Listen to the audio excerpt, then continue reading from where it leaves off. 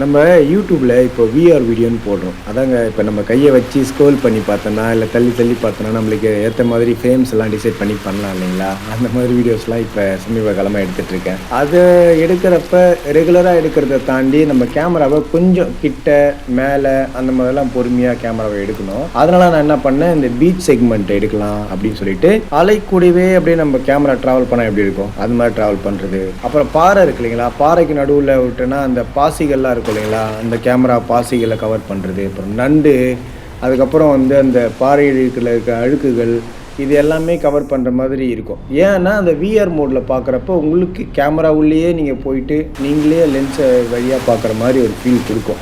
அதுக்காக நான் எடுக்க போனேன். அந்த எண்ணூரில் கூட பார்த்திங்கன்னா பெரிய பெரிய கடல் அரிப்புக்கான தடுப்பு கல்லெல்லாம் வச்சுருப்பாங்க. அந்த கல்லெல்லாம் பார்த்திங்கன்னா ரொம்ப வருஷமாகவே இருக்குது.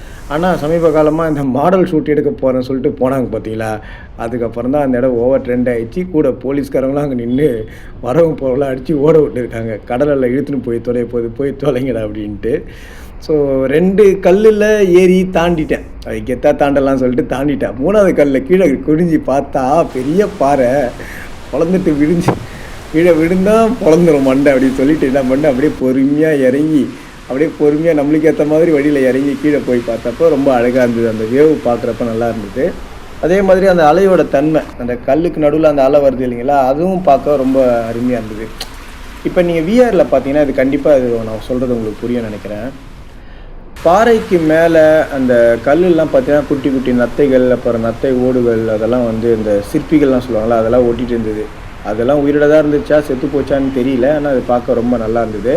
நம்ம நார்மலாக பார்க்குறப்ப அது பெருசாக தெரிய மாட்டேங்குது. ஆனால் வீடியோ எடுத்துகிட்டு அந்த வீடியோவை ப்ளே பண்ணி பார்க்குறப்ப ரொம்ப அழகாக இருக்குங்க. எனக்கு ரொம்ப பிடிச்சிருந்தது.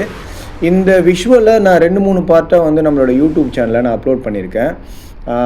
உங்களுக்கு விருப்பம் இருந்ததுன்னா நீங்கள் ஃப்ரீயாக இருந்தீங்க அப்படின்னா நல்லா ஒய்ஃபையில் கனெக்ட் பண்ணிவிட்டு ஹை குவாலிட்டியில் வீடியோவை நல்லா ஸ்க்ரோல் பண்ணி ஸ்க்ரீனை டச் பண்ணி ஒவ்வொரு பக்கமாக நீங்கள் திருப்பி பார்த்தீங்கன்னா விஷுவல் அழகாக உங்களுக்கு பார்க்குறதுக்கு தெரியும். தேங்க்ஸ் ஃபார் வாட்சிங் திஸ் வீடியோ.